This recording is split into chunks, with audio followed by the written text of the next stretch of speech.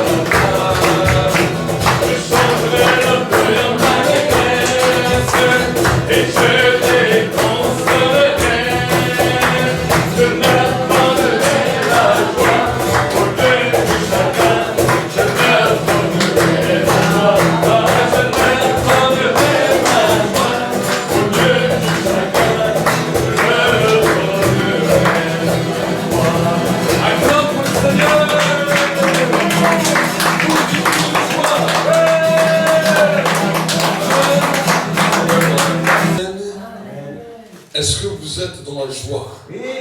Amen. Amen. Amen.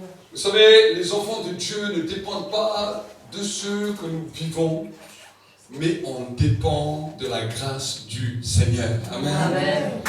Les gens dans notre monde, les gens dans notre temps vivent à travers les choses qui se passent autour d'eux. Mais nous, nous sommes hors de ça. Amen. Amen. Amen. Dieu a dit dans sa parole, j'ai appelé mon peuple hors. Dis avec moi hors. Hors. J'ai appelé mon peuple hors. Et si tu as des problèmes, si tu as des difficultés, dis-toi que tu dois être hors. Amen. Hors, je suis hors. Nous devons être hors de tout problème, hors de toute difficulté, hors de toute pression, hors de tout ce qui peut se poser sur la terre. Parce que cela ne doit pas nous toucher. Amen. Si les choses de cette terre nous touchent, c'est que quelque part dans notre vie spirituelle, nous n'avons pas tout abandonné à Dieu et que nous voulons encore bien vivre nous-mêmes. Amen. Quand nous commençons à comprendre que Dieu nous appelle hors de la difficulté, hors du problème, hors de la maladie, hors de tout ce qui peut venir nous attaquer, nous devenons des intouchables. Amen. Dis avec moi un intouchable. Intouchable. Dieu veut que tu deviennes un intouchable. Dieu veut qu'aucune situation de ta vie ne puisse venir t'impacter, ne puisse venir te décourager, ne puisse venir te désespérer. Et c'est pour cela que la Bible nous dira que c'est la joie de l'Éternel qui fera notre force. Amen. Est-ce que cela veut dire que tu ne passes pas par une situation difficile? Est-ce que cela veut dire que tu ne vas pas passer par des problèmes? La Bible ne dit pas ça. Mais la dimension dans laquelle tu vas traverser les choses dans ta vie va faire de toi, va montrer dans le monde spirituel que tu es bien une nouvelle créature. Amen. Le monde spirituel est en train de regarder où sont les nouvelles créatures, où sont les créatures qui ont été régénérées à l'image de Dieu et qui ne vivent pas selon les principes de ce monde. Parce que la Bible nous dit que la création tout entière soupire à la révélation des fils de Dieu. Amen. Et nous sommes observés Notre environnement nous observe.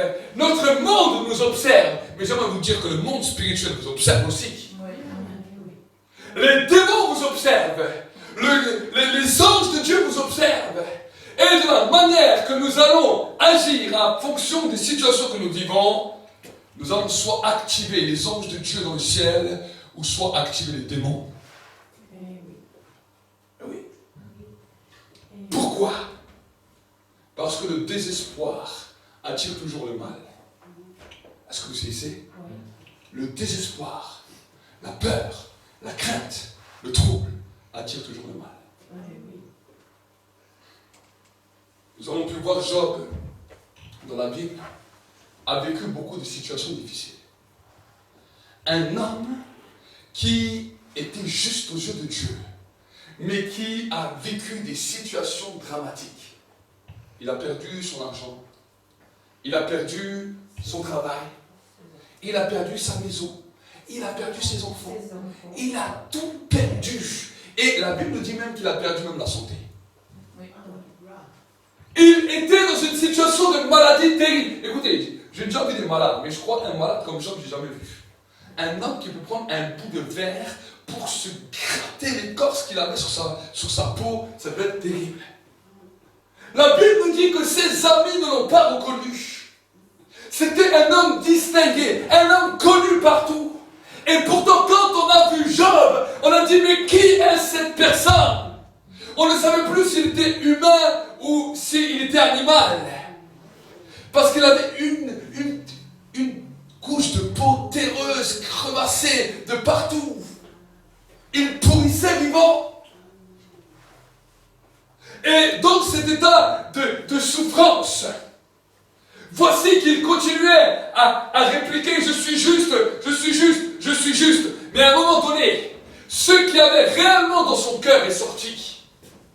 Et ce qu'il avait dans son cœur était terrible, parce que la Bible nous dit qu'il a maudit le jour de sa naissance.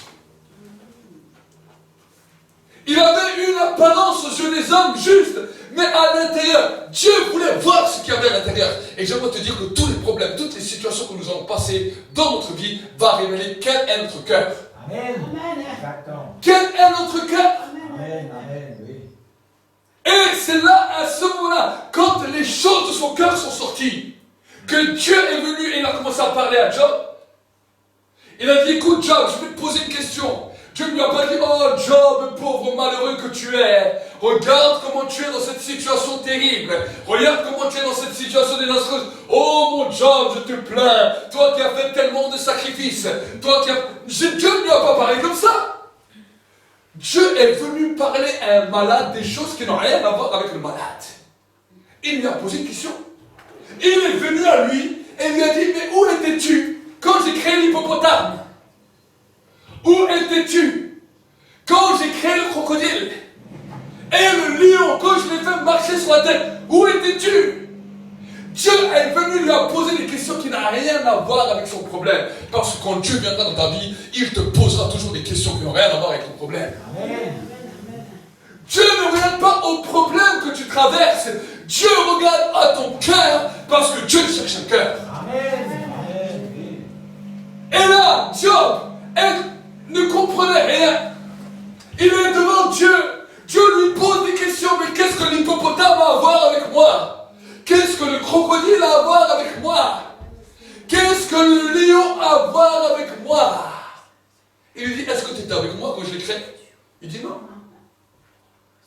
Et là, tout d'un coup, Job comprend. Dis avec moi, Job comprend. Job comprend. Son intelligence s'ouvre. Son intelligence s'ouvre. Et alors que son intelligence a commencé à s'ouvrir, il a dit, je reconnais que tu peux tout et que rien n'est impossible à Dieu. Il ne comprenait pas cela. Il ne comprenait pas cela. Dieu voulait l'amener dans une dimension où Job a la foi. Écoute-moi bien. Ne regarde pas tes problèmes comme problèmes. Mais quand Dieu va venir te rencontrer, il va venir te rencontrer pour que tu trouves en lui la foi. Amen. Il était en train d'expliquer à Job, en lui montrant, j'ai créé l'hippopotame, j'ai créé le lion, j'ai créé tous les animaux. Il lui montrait que lui était l'auteur de la création. La terre avait une foi en Dieu pour que Dieu puisse commencer à créer. Parce que la Bible nous dit que quand Dieu a créé la terre n'avait aucune forme. Elle était informe et elle était vide. Et quand elle était informe et vide, les ténèbres sont venues, les problèmes sont venus. Le diable qui était dans le ciel avec ses anges ont été éjectés sur la terre. Voilà pourquoi il est écrit dans le livre de l'Apocalypse, « Malheur à toi terre, car le diable est descendu avec une ardente colère. » Et la terre a commencé à crier à Dieu. La terre a soupiré à Dieu. La terre de laquelle nous sommes sortis a une foi en Dieu. Elle a dit, mais tu m'as créé, mais c'est un problème. Maintenant, je vais avoir foi en toi. Et la foi de la terre a fait que Dieu créa le ciel et la terre.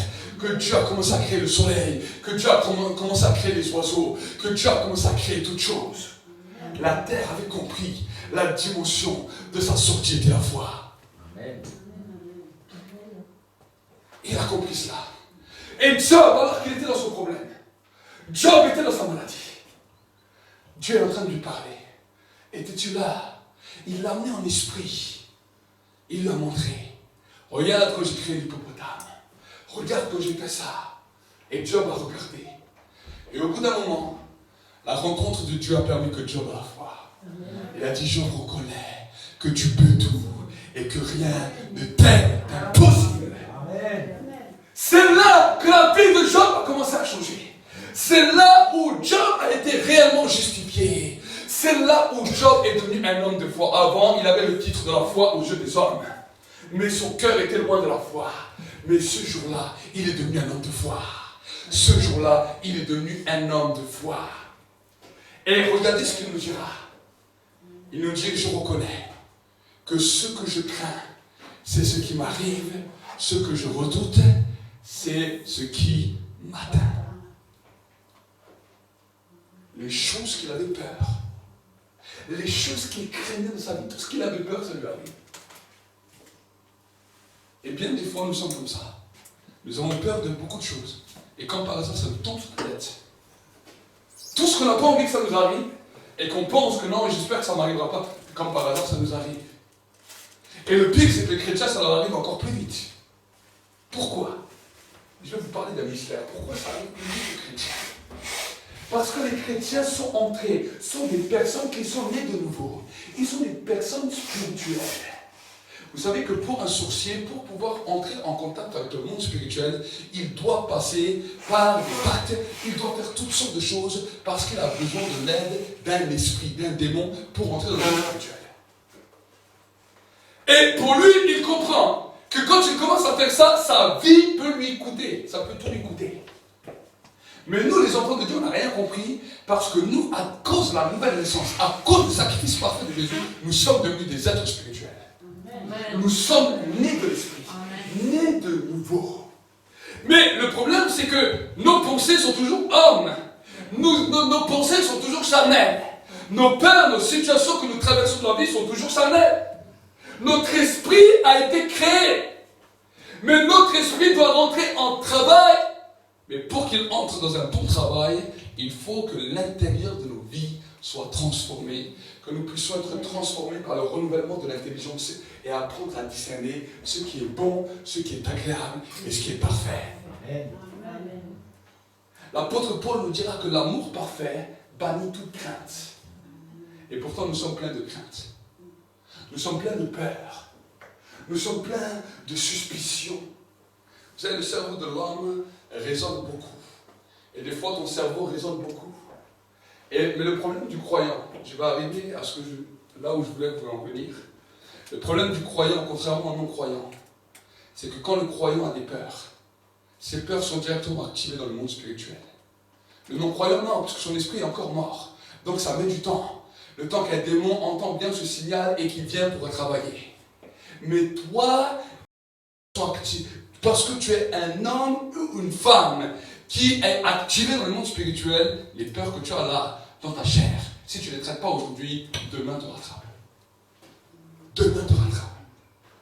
Et ça pose un problème réel. Parce qu'on a l'impression des fois que les enfants de Dieu sont attaqués 10 fois plus vite qu'un non-croyant. Et les gens disent non, non, les gens du monde sont moins malheureux que nous.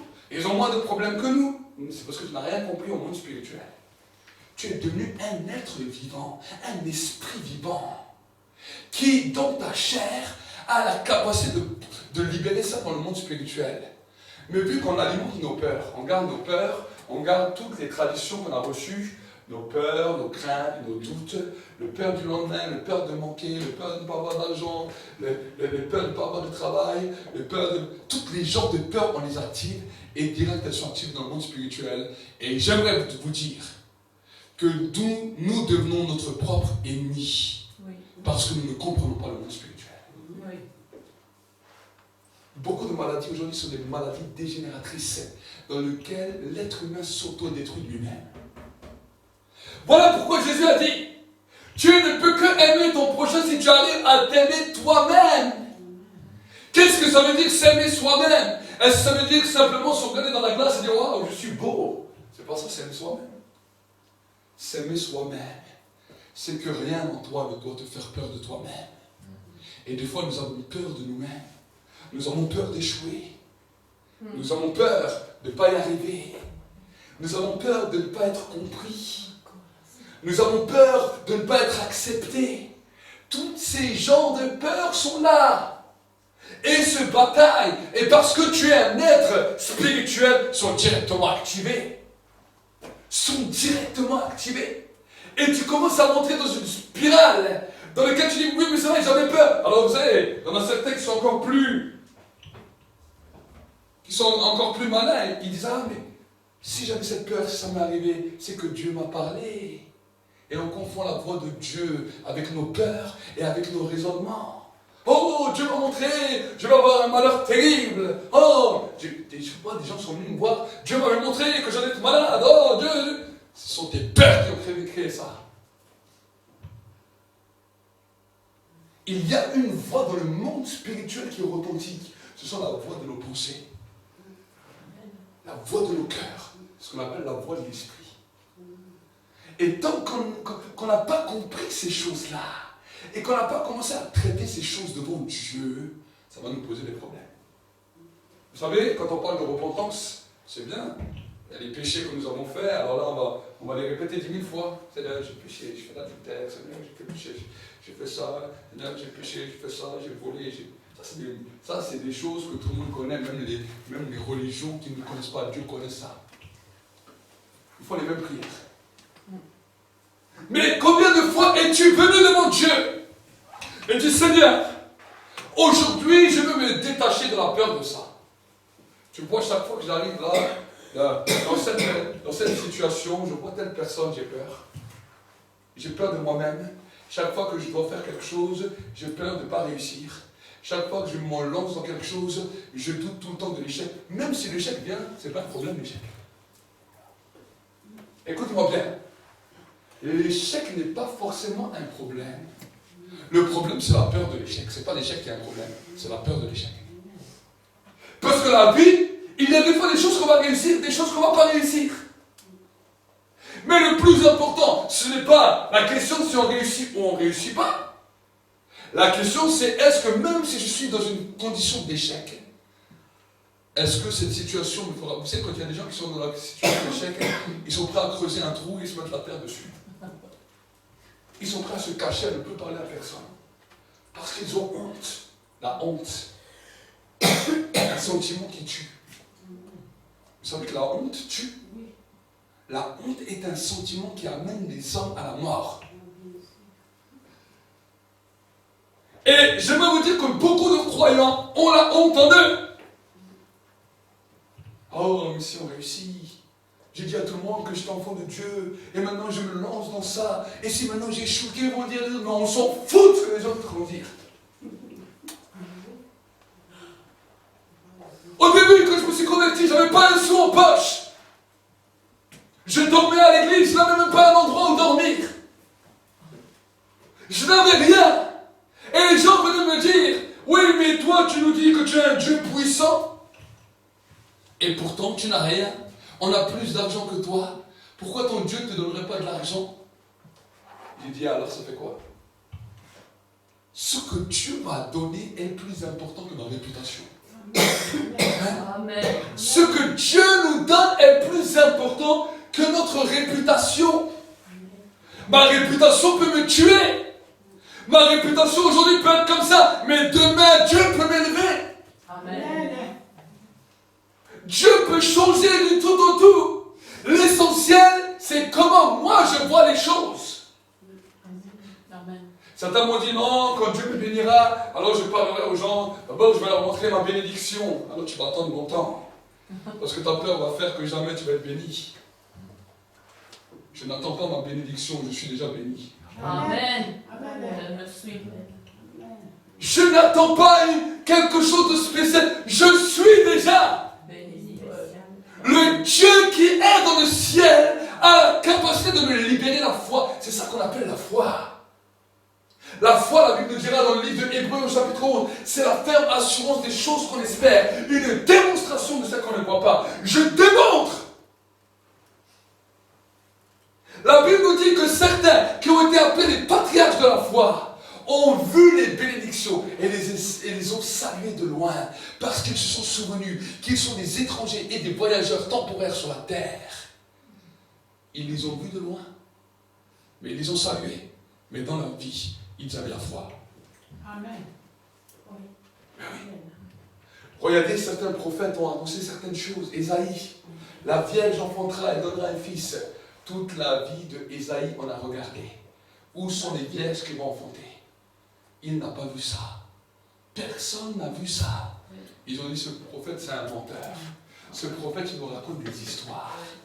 Tout le monde a commencé à dire ça. Le prophète, il nous a dit qu'une vierge allait enfanter. Il est vieux, il a 80 ans. On arrive chez Ésaïe. Alors, Ésaïe, t'as prophétisé ça, t'avais 25 ans. On y croyait tous. Où est la vierge? Ésaïe l'a vu. Elle a dit, toi tu ne la vois pas, mais elle arrive. Le Messie arrive bientôt. Elle enfantera un fils et on lui donnera le nom d'Emmanuel, ce qui signifie Dieu avec nous. Et il aura la domination sur son épaule. On l'appellera admirable, conseiller, Dieu puissant, Père éternel, prince de la paix. Et il a fermé les yeux. Les gens ils ont regardé, waouh. Même vieux, il continue. Non, il faut qu'on écrit ça. Ils ont écrit ça. Ouais. Si vous allez voir Ésaïe, vous allez voir que quand il a écrit ça, c'est pas dans les premiers Ésaïe qui a écrit ça. Vous allez continuer à lire Ésaïe. Quand vous arrivez vers Ésaïe 45, 50, vous allez voir ces vers-là. Donc ça a mis du temps. Mais un jour, alors que Ésaïe était mort, que Ésaïe était parti, des années plus tard, la Vierge s'enfuit. Amen. Alléluia. Amen. La Vierge a enfanté. Dieu n'a pas changé. Dieu est le Dieu des mystères. Dieu ne vient pas. Vous savez, ça serait facile si Dieu viendrait dire voilà, je donne un coup de baguette magique et voilà, tout change d'un carrosse. Il va prendre ta citrouille comme Cendrillon, il clique dessus, ça devient un beau carrosse. Il prend des rats, ça devient des beaux chevaliers. C'est facile. Ça, c'est la magie. Ça, c'est l'illusion. Ce que le diable veut bien vous faire vous donner. Dieu n'est pas comme ça. Dieu arrive dans ton problème. Dieu te voit dans ta situation. Dieu te voit dans ton problème. Il arrive. Il sourit. Il sourit. Toi, tu pleures, lui sourit. Dieu ne pleure pas. Dieu sourit. La Bible nous dit, il se rit de ses adversaires. Il se rit du lendemain. Dieu vient sourire. Il ne va même pas te parler de tes problèmes. Vous savez, c'est ça. Des fois, quand il y a des fois des réunions prophétiques, les gens croient que non. Dieu va parler de tous mes problèmes. Je viens avec tous mes problèmes. Et Dieu va me dire, oh, tu es une pauvre personne. Les gens croient ça. Alors des fois, Dieu peut donner des petits détails sur tes problèmes, mais il ne va pas s'attarder. Il veut tout de suite passer à l'étape supérieure pour te dire ce qui arrive demain.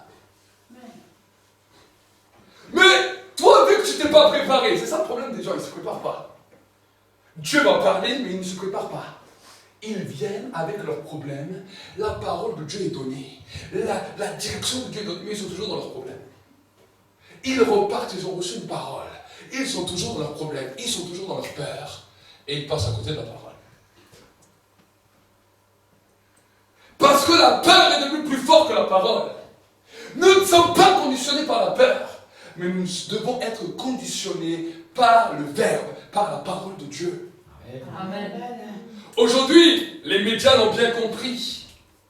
Les gouvernements l'ont bien compris. Ils viennent avec des paroles de peur, des paroles de crainte, des paroles de doute. Et les gens sont confortés dans leurs problèmes, parce que les gens vivent déjà un problème. Le gouvernement leur apporte seulement un autre problème, et les gens se disent, ah, il y a des gens pires que moi, hein. Il y a des gens pires que moi. Ah, mais je souffre quand même, mais il y a pire que moi. Et tout d'un coup, ça fait des slogans du diable. Mais si Dieu existerait, pourquoi y a-t-il des pauvres dans la rue? Et si Dieu existerait vraiment, pourquoi y aura-t-il ça? Des fois, je parle avec certaines personnes, non, mais c'est pas pour moi, c'est pour les autres. Parce qu'on les a conditionnés dans ce qu'on appelle une manipulation, où on a manipulé les gens pour que les gens ne cherchent plus le secours de Dieu. Ils se complaisent dans leur peur, ils se complaisent dans leurs problèmes, ils se complaisent dans leurs difficultés. Et quand ces gens-là se convertissent, ça devient difficile pour eux de comprendre la foi. Oui. Ils ont compris que Dieu a payé pour eux à la croix. Oh, alors on met le film de Jésus. Quand Jésus souffre, oh Jésus, il a souffert pour moi. Et je demande pardon pour mes péchés, oui, mais après le reste, ça devient une catastrophe. Dieu ne veut pas que tu restes simplement dans la dimension du salut, mais que tu expérimentes la puissance du royaume. Amen. La puissance du royaume n'a rien à voir avec simplement la dimension du salut. La dimension du salut est libérée pour les pécheurs, pour ceux qui ne connaissent pas Dieu, pour devenir une nouvelle création, pour passer des ténèbres à la lumière. Mais quand tu es devenu un enfant de Dieu, ce n'est plus simplement la loi du salut qui fonctionne, mais c'est la loi du royaume. Dans la dimension de l'esprit, il y a une loi qu'on appelle la loi de l'excellence, la loi du mérite. Dans le monde spirituel, Jésus nous a dit que le monde spirituel n'est pas un monde facile, mais il a dit que ce sont les violents qui s'empareront du royaume des cieux. Amen. Qu'il faut user de violence, user de détermination. Arrête de penser comme tu pensais. Oh, je n'y arriverai pas. Oh, ce sera un échec. Tout doit être un challenge. J'aime voir les choses difficiles dans ma vie. Parce que je me dis, c'est mon challenge. Je suis comme un sportif qui voit une grande montagne, qui met dans ma tête un challenge, une musique prête. Je mets une louange explosive et là je suis prêt. Toutes les situations que nous vivons dans ce temps, c'est des situations extraordinaires. Toutes les situations que nous vivons aujourd'hui dans ce pays sont extraordinaires. C'est extraordinaire. Oui. On va voir qui a la foi. Amen. Nous sommes dans un temps où on ne peut plus jouer. Il y a un tri qui est en train de se faire parce que Dieu veut voir des hommes et des femmes de foi qui ont confiance en lui. Amen. Amen. Les temps qui sont là sont des temps où Dieu va réellement montrer la dimension que lui veut que nous puissions avoir. Nous ne sommes plus simplement à un évangile. Oh, Dieu comprend tout, Dieu voit tout. Dieu aime quand il voit la foi. Il a dit, si mon juste se retire de la foi, il n'y prendra pas plaisir. Nous sommes justifiés par la foi. Amen. Si je suis devenu juste devant Dieu, ce n'est pas parce que j'ai fait autant de sacrifices que Job, non. C'est parce que j'ai la foi. Amen. Ça me rend juste. J'ai une étiquette, j'ai un passeport, une carte d'identité dans ma poche où il y a écrit Monsieur Juste. Amen. Amen. Ah oui, juste. Amen. C'est pour cela que quand j'essaie des habits, ils me vont tout juste. Amen. Je m'appelle Monsieur Juste, taillé sur mesure. Amen. C'est ça le nom nouveau que Dieu veut te donner. Amen. La Bible nous dit Abraham crut et ça lui fut compté comme justice. Amen. Il fut appelé juste quand il a cru, à 90 ans. Avant, il essayait, mais à 90 ans, il a cru. Espérant contre toute espérance, la Bible nous dit. Il n'a pas regardé le sein de Sarah qui était déjà frappé par la mort. Mais il a cru. Et ça lui fut compté comme justice. Amen. Vous savez, on on doit comprendre, on doit être secoué. Tout dans la vie doit devenir un challenge. Amen. Vous savez, il y a une histoire qui m'a un jour marqué. Et j'ai déjà raconté cette histoire, mais j'aime encore la raconter. Il y avait un homme en Afrique, au Congo, qui s'appelait Hannibala. Je prononce bien son nom. Et c'est un des pères du réveil au Congo. Et en fait, ce qui s'est passé, c'est que cet homme n'était pas trop connu. Mais c'était l'évangéliste T.L. Osborne qui venait au Congo, qui faisait des grandes croisades. Et un jour, T.L. Osborne est arrivé là-bas et il n'y avait pas de traducteur. Il a voulu parler et les gens, ils ont rigolé. Ou ils ont parlé et en fait, vu que lui ne comprenait pas, il s'est un petit peu fâché et il est parti. Il y avait la grande croisade qui était là. Tout le monde attendait que T.L. Osborne parle, mais il n'y avait plus de traducteur. Et ce qui s'est passé, c'est que les gens, ils attendaient, ils étaient là dans la croisade. Et un homme, qu'on appelait Hannibala, il s'est levé et il a pris le micro. Et il a commencé à prêcher. Il a trouvé une belle opportunité. Il a prêché et tous les mêmes miracles que T.L. Osborne faisait, Dieu les a fait avec lui. Qui sont manifestés. Amen, amen, amen, gloire. Il n'a pas dit, oh, l'homme de Dieu part. Pour moi, c'est fini, c'est la catastrophe. Non, il a dit, c'est le meilleur moyen maintenant dans lequel je peux entrer en scène. Il y a des situations dans lesquelles Dieu veut que nous puissions décoller, puissions entrer en scène, mais nous on pleure. Amen. Toutes les situations de la vie sont les meilleurs moyens dans lesquels nous pouvons entrer en scène pour pouvoir annoncer et déclarer notre foi. Amen. Les situations de ce monde ne peuvent nous arrêter. Les problèmes de ce monde ne peuvent nous arrêter. Ce n'est pas les situations actuelles qui vont nous arrêter. Ni les décrets qu'on déclare, même dans notre pays. Nous ne marchons pas d'après ces lois-là. Nous marchons d'après les lois, d'après les lois et les principes du royaume de Dieu. Amen. Alléluia. Amen. Si eux ont peur de ça, nous irons. Si eux tremblent à ça, nous irons. Parce que nous avons un autre Dieu qui a banni les peurs dans nos vies. C'est ça que la Bible dit, qu'à la fin des temps, à quoi on reconnaîtra les disciples? À l'amour que vous aurez les uns pour les autres.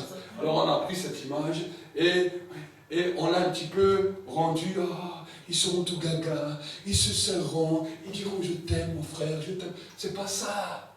L'amour que vous aurez les uns envers les autres, c'est qu'à l'intérieur de toi, il n'y aura plus de peur vis-à-vis des autres. C'est ça. Nous sommes dans ce temps où les hommes sont touchés par la peur. Jésus vous a dit, vous allez entendre parler de guerre, de bruit de guerre, de tremblements, de maladies, de famine, tout autour de vous. Il a dit, vous allez entendre parler de ça mondialement. On n'a pas besoin d'être aveugle, regarde tes informations. Tu verras que ce que Jésus a dit, c'était ça.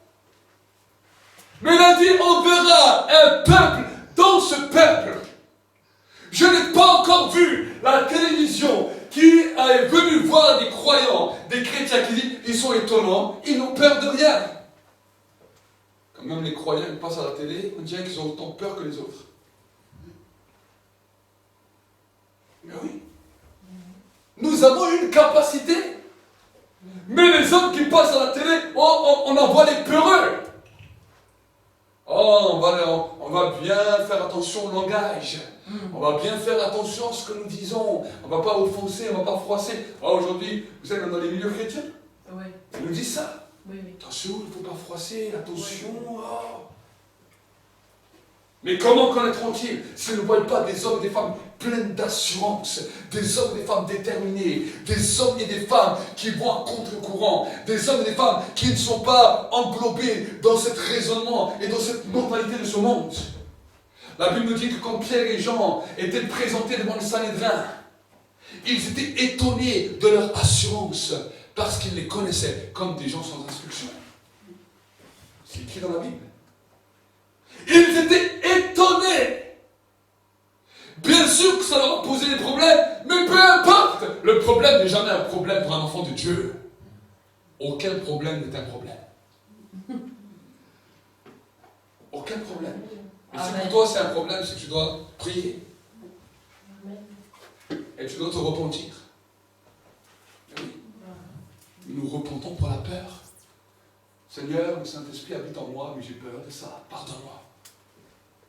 Ça, c'est la repentance du croyant. Ça, c'est la repentance de l'enfant né de nouveau. La force de Dieu habite en moi et je suis dans l'incapacité de faire ça. Pardonne-moi. Homme de peu de foi. Jésus reprenait ses disciples. Race d'incrédules et perverses, combien de temps je serai encore avec vous? Il leur parlait comme ça. Des fois, des moments difficiles. Pierre marche dans l'eau. Il marche sur l'eau, parce que Jésus marchait sur l'eau. Et quand Jésus le prend par la main, il lui dit, homme de peu de foi, pourquoi as-tu douté? Je n'ai pas vu encore des gens qui marchent sur l'eau. Même moi-même, je n'ai pas encore marché sur l'eau, mais lui a marché sur l'eau. Et juste parce qu'après, il a vu les choses, ses sentiments humains sont revenus, il a commencé à couler. Jésus l'a pris par la main et lui a dit, homme de peu de foi. Homme de peu de foi. Pourquoi as-tu douté? Et dans ta vie, c'est ça les paroles que le Saint-Esprit dit. Pourquoi doutes-tu? Oh Seigneur, c'est difficile. Oh Seigneur, encore. Seigneur, encore ça, et pourquoi encore ça, et pourquoi tu me fais passer par là, et pourquoi. Arrête de dire pourquoi. Dis Seigneur, merci. Toutes choses concourent au bien de ceux qui t'aiment. Je suis content. Ma foi là va être boostée. Je n'ai pas d'autre solution. Je dois croire. Amen. Vous savez, un jour que j'étais à l'église et que je vivais là-bas, même pour manger, il fallait. Je jeûnais pas parce que je voulais jeûner, je jeûnais parce que j'avais rien à manger. Et un jour, il me restait un paquet de gâteaux. La journée, j'allais évangéliser. Le soir, je rentrais, j'étais à l'église. Tout seul. Et un soir, il me restait 1 ou 2 paquets de gâteaux avec des tisanes. Et je me suis dit, bon, ça va me tenir encore pour 1 semaine à peu près. Un gâteau par jour, avec un thé par jour. Et quand j'arrive à la semaine, bon, on verra après. Et personne venait de me donner à manger ou des choses comme ça, non. Parce que je n'allais pas pleurer chez les gens. Je faisais confiance à Dieu. Et un jour, il y a le ménage, le nettoyage dans l'église, tous les frères et sœurs qui viennent, qui font le nettoyage. Et ils font le nettoyage. Et alors qu'ils font le nettoyage, le Saint-Esprit me parle. Il me dit, va prendre tes gâteaux, prends tes tisanes, va tout donner. Tu vois, mais Seigneur, moi c'est mon repas dans la semaine encore, ils rentrent chez eux, ils mangent. Dieu me dit, fais ce que je te dis. Je suis allé, j'ai pris mes tisanes, j'ai pris mes gâteaux, j'ai tout donné. Je n'avais plus rien. J'ai donné, il me dit, ah merci, c'est gentil frère. Oh, c'est gentil. Je suis parti. Il dit, ah, je ne vais pas rester trop longtemps. Et je suis retourné dans ma chambre, je dis, ah, du bon, maintenant j'ai plus rien. Je dis, mais c'est pas grave. Et moi je suis content, j'ai plus rien. Mais j'ai toujours toi. Et les frères sont partis et je n'avais plus rien. Le soir était là. Je remerciais Dieu. Je bénissais Dieu. Je dis merci Seigneur. Je n'avais plus rien à manger. Plus rien même à boire. Juste il y avait un robinet d'eau, c'est tout. Et le soir, à 21h, comme il était 18h, il y a un frère qui vient me voir. Il me dit, ah, comment ça va et tout. Je dis, ah, ça va très bien. Je dis, je suis en train de remercier le Seigneur. Et alors qu'on discute ensemble, et on avait un frigo. Et le frère va vers le frigo. Il me dit, ah mais qu'est-ce que tu as à manger? Je dis, ah non c'est bon, laisse le frigo, t'inquiète. Et il ouvre le frigo et voit que le frigo est vide. Il me dit, mais tu n'as rien? Je dis, oui j'ai rien dans le frigo, mais t'inquiète pas pour moi. Et je dis, déjà Dieu va pour moi. Et le frère me dit, écoute, viens avec moi. Il m'a mis au magasin. Il m'a dit, prends le caddie. Je suis rentré dans le magasin avec lui, il m'a dit, achète tout ce que tu veux. Il a dit, c'est moi qui paye. Alléluia. Et le soir, j'ai mangé plus que mes petits gâteaux ou mes petits thés là que j'avais. Amen. Et là, j'ai vu que le Dieu du miracle demande simplement que nous puissions lui faire confiance. Amen. En 2006, on était, je crois que c'était 2006 ou 2005, de 2006, on était fraîchement mariés. On avait un an de mariage. Il n'y avait que moi qui travaillais et je ne trouvais plus de travail. À un moment donné, je ne trouvais plus de travail. Et je me retrouvais au chômage et il me restait moins d'1 mois de chômage. Après, il n'y avait plus rien. plus aucune rentrée d'argent, plus rien. Et tous les jours, je me bataillais, je dis, oh, il faut que je trouve du travail, oh, il faut que je trouve du travail, oh, il faut que je trouve du travail. Et j'essaie de me batailler pour ça.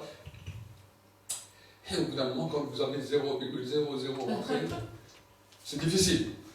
Et là, je priais, je jeûnais. Je priais, je jeûnais, pas parce que j'avais foi en Dieu, mais je croyais que ça allait activer plus ma prière. Je croyais ça. Et un soir, Dieu me dit, non, non, arrête de jeûner, va manger. Je suis allé manger. Et le lendemain, je vais prier. Et avant que je prie, Dieu m'arrête. Dieu m'arrête. Il me dit, mais je vais te montrer pourquoi tu pries. Il me dit, parce que tu as peur de ne pas trouver de travail et d'avoir 0 rentrée d'argent. Il dit, oui, c'est vrai. C'est vrai. Il dit, bon, écoute, tu vois, je suis marié. Je parle avec Dieu, je lui explique, je suis marié, tu vois, ma femme. Il y a l'enfant, il y a ceci, il y a cela. J'essaie de parler avec Dieu. Dieu, il ne calcule même pas ce que je raconte. Il n'écoute même pas ce que je raconte. Il me dit, et si moi je décide que tu n'as pas de travail, que tu n'as rien? Il m'a dit ça. Oh, Seigneur mon Dieu. J'ai dit, ok. Je dis, ben, si toi tu le décides, moi je ne peux rien faire. J'ai dit, si toi tu le décides, je ne peux rien faire. Il me dit, maintenant reconnais ton erreur. Reconnais ton péché. Reconnais ta peur. Et je lui dis, bon, c'est vrai, Seigneur, je reconnais. Je reconnais. J'ai eu peur de ça, j'ai eu peur de ça. Il dit, je t'abandonne toutes ces peurs. Je dis, je veux que c'est toi qui changes ça dans mon cœur, parce que ça, je n'arrive pas à l'enlever. Tout d'un coup, la paix, elle est descendue.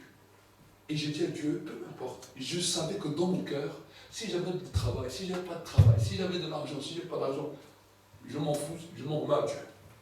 Amen. Tout d'un coup, une paix est venue. Je savais que je savais que je savais que je savais. Amen. Et j'aimerais vous dire qu'à partir de ce moment-là, je n'ai plus connu de moment comme ça. Parce que la crainte qui me volait mes choses avait disparu. Alléluia. Et j'ai commencé à dire, ah, j'ai parlé avec Dieu, j'ai observé Dieu, je l'ai regardé, j'ai dit, ah, c'est ça la clé. C'est ça la clé. Alors j'ai commencé à changer ma manière de prier. À ne pas me lamenter, à ne pas que pleurer de mes problèmes. Non, non, non, non. Chaque problème que j'avais, je dis, si ce problème vient sur ma vie, c'est que ma foi doit être fortifiée. Amen. Je commence à regarder mes peurs. Avant de commencer à pleurer ou à me jacailler, je m'assieds, je regarde mes peurs. Je dis, si je passe ce problème, c'est que j'ai tel problème, c'est que j'ai telle peur. Je suis comme ça passé par l'hôpital, par des choses à côté de la mort, jusqu'à ce que Dieu m'enlève toute peur même de la mort. Amen. Amen. Parce que la Bible nous dit que le plus grand ennemi qu'on aura, c'est la mort.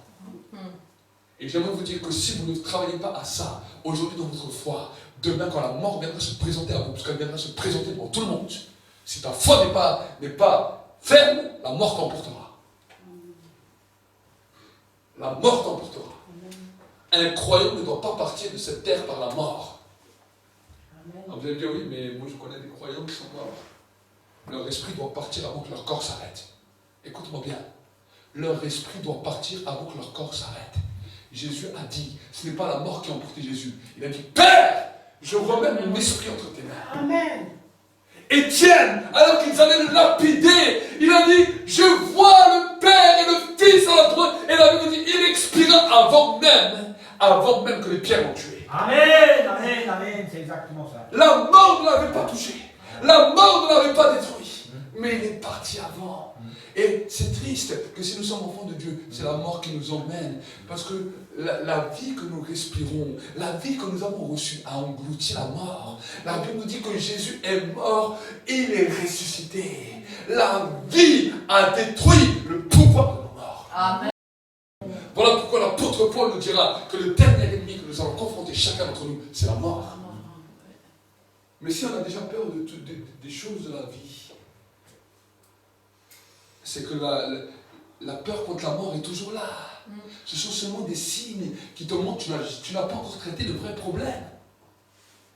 Le vrai problème. En 2012, alors que c'était en 2012, je crois, 2008, Je me suis retrouvé dans le monde spirituel. La mort était là. La mort était là. Et j'étais en paix. La mort ne pouvait rien contre moi. Et à un moment, le Saint-Esprit m'a parlé. Il m'a dit, maintenant c'est le moment, demande-moi. J'ai dit, tu vois Saint-Esprit, si tu ne m'aides pas maintenant, je suis foutu. Et le Saint-Esprit est venu. Pouf, sa puissance m'a propulsé. Elle est venue, elle a visité mon esprit et m'a éjecté dans mon corps. Mon corps était couché comme ça, dans mon salon. Et je me suis levé. Et à partir de ce moment-là, à partir de ce jour-là, j'ai dit, la mort ne peut pas m'avoir comme ça. Amen. La mort ne me fait pas peur. Je peux être pire qu'un kamikaze. Parce que le kamikaze, lui, il dit qu'il n'a pas peur de la mort, mais il se fait emporter avec la mort. Moi, la mort ne m'emporte pas. Et je n'emporte pas les autres dans la mort. Amen. Amen.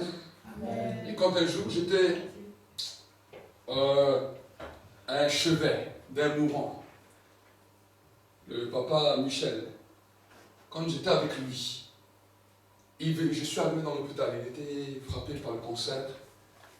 Et quand je suis arrivé à l'hôpital, il était traumatisé. Il me dit, tu ne sais pas ce que les docteurs viennent me dire. Ils viennent me dire que j'ai encore quelques heures à vivre.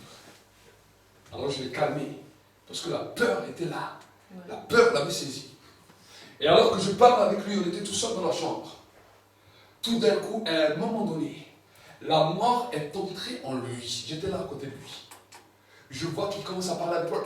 Sa voix commence à disparaître. Et c'est comme dans un film, je vous dis la vérité. Ses yeux sont devenus transparents. Tu voyais comme du vide à l'intérieur. Tout son corps, je voyais comme un serpent qui était en train d'engloutir tout son corps. Et j'étais là. Je ne savais même pas au début comment prier. Je regardais ça. Et tout d'un coup, le Saint-Esprit me parle. Il me dit, tu vois, je suis venu, je t'ai amené ici pour te montrer comment la mort emporte les gens. Il me dit, ça c'est l'esprit de mort. Il m'a dit, maintenant prends autorité. J'ai vu ça. J'ai pris autorité. Yes. J'ai dit, toi, sors de ce corps. Il n'y avait pas d'infirmière, rien. J'étais tout seul avec lui, c'était bien. J'ai chassé. Yes. Tout d'un coup, quand je chasse, j'ai vu de la même manière que la mort était entrée dans le corps. Comment elle est ressortie de la même manière. Amen. Et tout d'un coup, elle est ressortie, elle était dans le nouveau là. Les yeux ouverts. Il ne savait pas trop ce qui se passait, alors je l'ai calmé. Je lui ai commencé à lui parler du psaume. J'ai commencé à discuter avec lui, on a parlé avec lui. Après, on l'a transporté dans un autre endroit. Et là, j'ai parlé avec lui, j'ai encore prié avec lui. Je l'ai pris par la main. Et moi, le Saint-Esprit me dit, dis, voilà, quand je commence à lui réciter le psaume, quand je traverse la vallée de l'ombre de la mort, je ne crains aucun mal, car tu es avec moi. Tout d'un coup, je parle avec lui, je parle avec lui. Et à un moment donné, d'abord, il discutait avec moi, il parlait avec moi. Et tout d'un coup, une lumière est venue sur son visage. Une lumière. Il voyait quelque chose que je ne voyais pas. Je mettais ma main comme ça. Je disais, ah, t'es là, t'es là. Il voyait quelque chose que je ne voyais pas. Et tout d'un coup, il s'est apaisé. Ses yeux étaient là. Il voyait, il contemplait quelque chose que je ne voyais pas. Et tout d'un coup, le Saint-Esprit me dit, il est parti. J'ai regardé son corps respirait encore. Son corps était encore là. 30 minutes comme ça. 30 minutes. Le Saint-Esprit m'a dit, il est déjà parti depuis longtemps. Il m'a dit, les anges sont venus, il est parti. 30 minutes. Le docteur et un infirmier est arrivé. Il était comme ça. Ébloui parce qu'il avait vu. Il avait une gloire sur le visage. Et là, je dis à l'infirmier, je dis, mais il est déjà parti. Il me dit, maintenant regardez, il respire, parce que son corps respire encore. Et quand l'infirmier est venu, il l'a juste touché, il l'a secoué. Là, le cœur s'est arrêté et le corps est devenu blanc comme si ça faisait déjà 30-40 minutes qu'il était mort. Et je suis sorti de là. Et le Saint-Esprit m'a dit, je t'ai amené là pour te montrer comment un enfant de Dieu doit partir de cette terre. Il doit partir, même son corps peut encore respirer toute la nuit. Le corps peut-être s'arrêtera le lendemain, mais lui il est déjà parti depuis longtemps. Amen. Ceux qui ont vaincu la mort partiront de la terre de cette manière. Amen. Mais ceux qui n'ont pas vaincu la mort, c'est terrible. Parce que la Bible nous dit que le séjour des morts emmène les morts. Il les emmène dans un lieu même des fois de tourment. Les craintes que nous n'avons pas traitées aujourd'hui, nous suivrons même dans l'au-delà.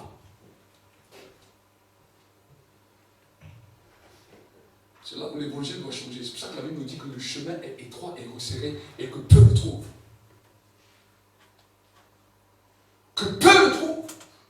Et pourtant, au début de ma foi, avant que je commence à expérimenter ces choses-là, oui, je sentais la présence de Dieu. Oui, je pouvais jeûner, je pouvais crier, je pouvais prophétiser. Oui, les dons de Dieu étaient là. Mais pourtant, toutes sortes de peurs étaient à l'intérieur de moi. Toutes sortes de peurs. Et des fois, même ces peurs me poussaient à jeûner, me poussaient à faire ceci, me poussaient à faire cela. Et ce n'était pas des fois Dieu qui me poussait à faire ça. Mais oui. Si c'est la peur qui te pousse à jeûner, ne dis pas que c'est le Saint-Esprit qui t'a poussé. Le Saint-Esprit n'est pas la peur. Et ce que j'ai déjà dit, le jeûne ne changera jamais ta situation. Aucune situation n'est jamais changée par un jeûne. La Bible nous dit que tout est possible à celui qui jeûne. Est-ce que vous avez vu ce verset? Montrez-le-moi. Montrez-moi ce verset dans la Bible. La Bible nous dit que tout est possible à celui qui croit. Alors vous allez me dire, mais à quoi sert le jeûne? Le jeûne, c'est pour nous humilier. Et pour que nous puissions être attentifs à ce que Dieu dit. Le psalmiste David dira dans le livre des psaumes, j'humilie mon âme à travers le jeûne. Tu veux l'humilité, jeûne. Et tu seras humble. Mais oui. Mais même si tu jeûnes, ce n'est pas le jeûne qui change le problème. Ce n'est pas le jeûne qui change ta capacité. Tu peux faire autant de grèves de faim que tu veux, ton problème restera un problème. Les problèmes de ta vie ne sont pas intimidés par ton jeûne. Les démons non plus, les jeûnent, ils ne mangent pas. Mais oui. Ils mangent quoi les démons? Ils viennent manger à table avec toi. Ils viennent manger ton repas. Non, ils ne mangent pas. Ils se nourrissent seulement du péché. Ils se nourrissent seulement des peurs. Ils se nourrissent seulement des craintes. Mais par contre, si tu as une foi qui casse tout, alors tu peux passer comme un bulldozer. Amen. Un de mes amis qui maintenant est parti dans la gloire, que j'aime beaucoup, l'évangéliste Jean-Louis Jaillet, il était venu ici. Vraiment, c'était un homme de foi extraordinaire. Ce n'était pas un grand jeûneur. Même des fois, il choquait les gens. Il disait même, je ne suis même pas un grand prieur. Mais c'était un homme de foi extraordinaire. Il avait fait même des petits fascicules. Et une fois, dans un de ces fascicules, on l'appelait Papy Joe, il disait les choses suivantes. Il disait, voilà, il avait commandé à Dieu une voiture.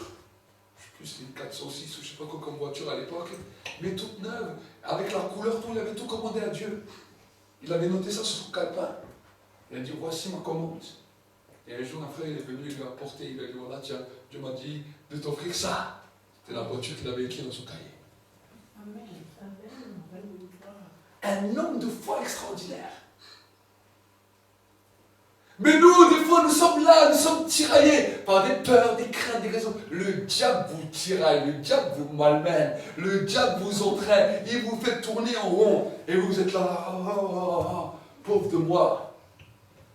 Toute situation devrait être une situation de challenge. Et toute situation révèle des peurs profondes que tu as à l'intérieur de toi. Toute situation. Alors, au lieu de pleurer, dis Seigneur, qu'est-ce que cette situation a révélé dans mon cœur? Est-ce que cette situation a montré simplement les problèmes et les peurs que j'avais? Alors je vais les traiter. Et ta prière va changer. Ton raisonnement va changer. Peut-être tu vas me dire, oui, mais si je fais ça et ma situation ne change pas. Laisse Dieu être Dieu. Toi, sois toi-même. Si la situation ne change pas tout de suite, c'est pas grave. Toi, tu as déjà changé. Amen. Toi, tu as déjà changé. Parce que si Jésus revient, on s'en fout de la situation restera. Mais toi, tu partiras. Amen. Mais si toi, tu n'es pas prêt, tu peux rester avec ta situation. Amen. Amen. Nous devons grandir. Vous savez, la Bible nous parle J'ai un homme en tête. Alors, nous allons lire dans le livre des Juges. J'ai un homme en tête dans l'esprit depuis ce matin. Et nous allons voir ensemble cet homme dans le livre des Juges. Juges au chapitre 6, au verset 1er.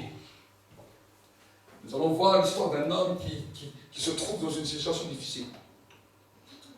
Les Israélites firent ce qui est mal aux yeux de l'Éternel, et l'Éternel les livra entre les mains de Madian pendant 7 ans. La main de Madian fut puissante contre Israël. C'est à cause de Madian que les Israélites se firent des tranchées dans les montagnes, des cavernes et des fortifications. Quand Israël avait semé, Madian montait avec Amalek et les Bédouins de l'Orient, et il montait contre lui. Il campait en face de lui et détruisait les productions du pays jusqu'à vers Gaza et ne laissait en Israël ni vivres, ni brebis, ni bœufs, ni ânes. Quand ils montaient avec leurs troupeaux et leurs tentes, ils avaient comme une multitude de sauterelles et ils étaient innombrables, eux et leurs chameaux, et ils venaient dans les pays les ravager. Israël fut très appauvri par Madian et les Israélites crièrent à l'Éternel. Lorsque les Israélites crièrent à l'Éternel au sujet de Madian, l'Éternel leur envoya un prophète. Et il leur parla ainsi. Ainsi parle le Dieu d'Israël, je vous ai fait monter d'Égypte et je vous ai fait sortir de la maison de la servitude. Je vous ai délivré de la main des Égyptiens, de la main de tous vos oppresseurs. Je les ai chassés devant vous et je vous ai donné la paix. Je leur ai donné le pays. Je vous ai dit, je suis l'Éternel votre Dieu. Vous ne craindrez pas les dieux des Amoréens dans le pays duquel vous habitez, et vous n'avez pas écouté ma voix. Puis vint l'ange de l'Éternel, et il s'assit sur le térébinthe d'Orpa, et qui appartenait à Joas du clan d'Abiézer. Gédéon, son fils, battait du froment du pressoir pour le mettre à l'abri de Madian. L'ange de l'Éternel lui apparut et lui dit, l'Éternel est avec toi, vaillant héros. Gédéon lui dit, ah mon Seigneur, si l'Éternel est avec nous, pourquoi tout cela nous est arrivé? Et où sont tous ces prodiges que nos pères nous racontaient, quand ils disaient, l'Éternel ne nous a-t-il pas montés hors d'Égypte? Maintenant l'Éternel nous a abandonnés et nous livre entre les mains de Madian. L'Éternel se tourne vers lui et lui dit, va avec cette force que tu as et tu sauveras Israël de la main de Madian. N'est-ce pas moi qui t'envoie? Amen. La Bible nous dit que Israël passait par un temps difficile. À cause de son abomination, parce qu'elle s'est détournée de l'Éternel, la Bible nous dit que l'Éternel a décidé que Israël passait par 7 ans de temps difficiles. On leur enlevait les bœufs, on leur enlevait les brebis, on leur enlevait leurs semences, on leur enlevait tout. La Bible nous dit qu'Israël s'appauvrissait. Il avait un manquement de tout. Ils devaient se cacher dans des tranchées. Donc ils avaient un temps où ils ne pouvaient même pas manger à leur faim. Ils ne savaient même pas comment ils allaient vivre le lendemain. Mais la Bible nous dit que quand ces choses arrivaient, le peuple d'Israël a commencé à crier à l'Éternel. Dis avec moi, crier à l'Éternel. Crier à l'Éternel. Mais quand un peuple crie à Dieu, regarde ce que la Bible nous dira. La Bible nous dit que quand Dieu entend ce cri, Dieu fait quelque chose. Et c'est là où tu dois comprendre. Quand Dieu entend le cri d'un peuple, il fait quelque chose. Et la chose que Dieu fait, c'est qu'il envoie un prophète. Écoute-moi bien. Il envoie un prophète. On nous dira dans le livre de Deutéronome que si on a foi en Dieu, on sera en sécurité. Mais si on a foi au prophète, on prospérera. Amen. C'est ce qui est écrit dans la Bible. Et là, la Bible nous dit, regardez ce que la Bible nous dit. Dans le verset 7, lorsque les Israélites crièrent à l'Éternel de Madian, l'Éternel leur envoya un prophète. Et la dimension du prophète est très importante. Parce que tout pays a besoin besoin d'entendre une voix prophétique. Tout pays a besoin d'entendre, d'avoir des prophètes. Parce que dans la dimension des prophètes, il y a aussi la solution pour sortir. Et la Bible nous dit que quand le prophète est envoyé, le prophète explique au peuple pourquoi le peuple vit ce problème. Et quand il explique au peuple, quand il a fini son explication, l'attraction angélique qui accompagne le prophète va trouver Gédéon. Amen. L'attraction angélique, ce qui veut dire que là où le prophète a été inspiré, l'ange de l'Éternel va trouver Gédéon. Et quand l'ange de l'Éternel va trouver Gédéon, parce que la Bible nous dit que tant que le prophète n'avait pas parlé, tant que le prophète n'avait pas agi, l'ange de l'Éternel ne pouvait pas voir Gédéon. Israël continuait à vivre son problème. Israël continuait à vivre sa situation difficile. Quand le prophète parle, voici que maintenant, l'ange de l'Éternel va trouver celui qui va utiliser pour libérer.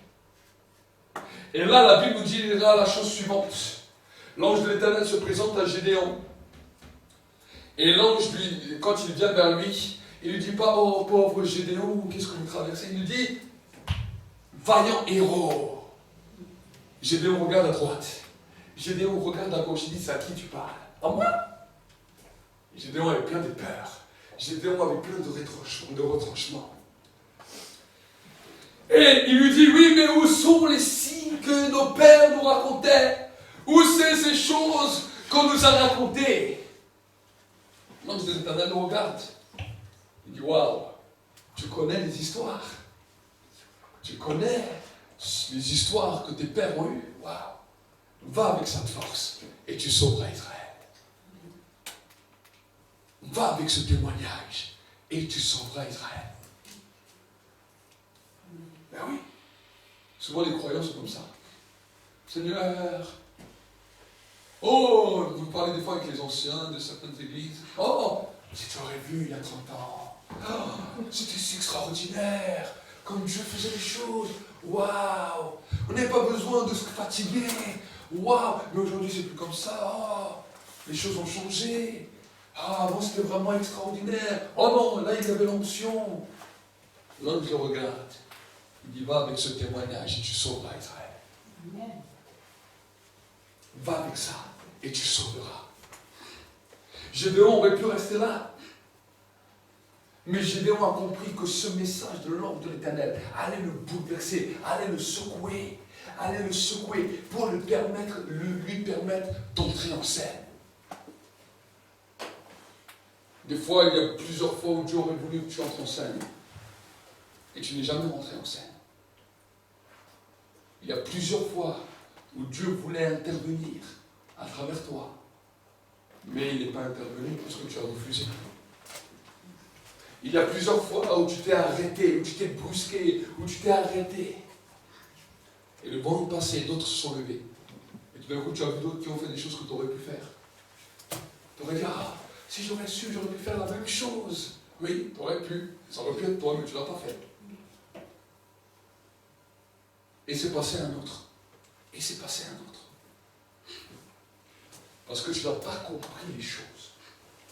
Et nous sommes dans un temps glorieux. Parce que aujourd'hui, Dieu parle encore plus que de ce temps-là.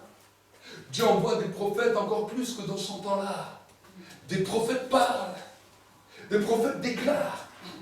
L'attraction a été libérée.